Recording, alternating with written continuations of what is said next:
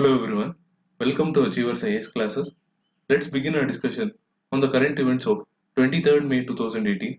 The first issue in news is regarding a report by the World Health Organization which indicates that there is a strong evidence of the emergence of bat-related viral infections attributed to the loss of animals' natural habitats. The report notes that as the habitat of the fruit bat is threatened, the bats get stressed and hungry, and the immune system of these fruit bats gets weaker, their virus load goes up, and a lot of virus spills out in their urine and saliva. Further, there are studies on Hendra, which is the Nipah equivalent virus in Australia, which hint at reproductive and nutritional stress as potential role players in the virus spillover. Also, forest fragmentation and hunting bats for food brings them closer to humans and is often an important cause of disease transmission. Conservationists fear that outbreaks could spark a knee-jerk reaction of culling these bats, which may seem as an easy solution, but studies warn that instead of reducing the outbreak of such diseases, it could cause even more ecological damage.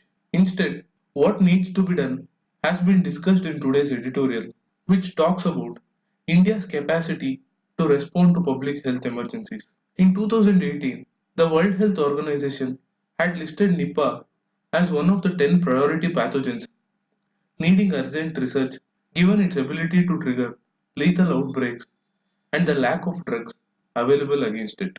The Nipah, which is an RNA virus, has an exceptional rate of mutation which can easily adapt to spread more efficiently among humans, and it kills up to 70% of those it infects through a mix of symptoms that include encephalitis, brain inflammation, disorientation, etc. Once the virus spreads from fruit bats, it moves mainly to people in close contact with the patients, such as hospital staff and family caregivers.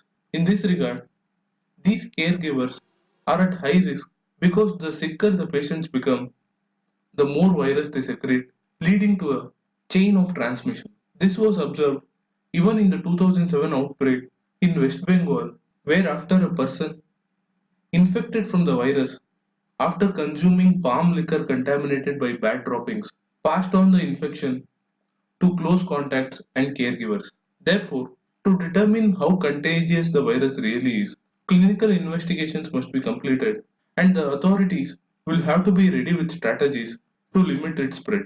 In this regard, the death of a nurse in Kerala shows that healthcare workers may not be taking adequate precautions when dealing with patients infected with the Nipah virus, and Kerala's health authorities must ensure that the age-old principles of infection control should be widely adopted and no preventable transmission takes place.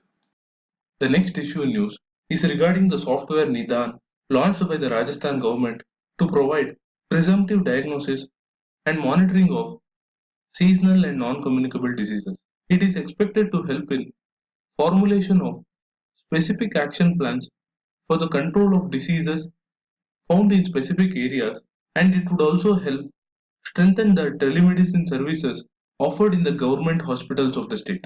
The final issue in news today is regarding the launch of a multilingual mobile application by the Election Commission which empowers people across the country to share evidence of malpractice by political parties, their candidates, and other activists directly with the electoral body. The application, called the Model Code of Conduct Violation Reporting App, was made available for the first time in Bangalore in the run-up to the recently concluded Karnataka Assembly polls.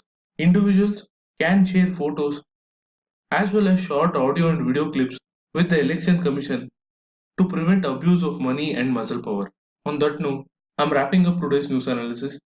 Do share this content if you like it. Thank you for watching. Have a nice day.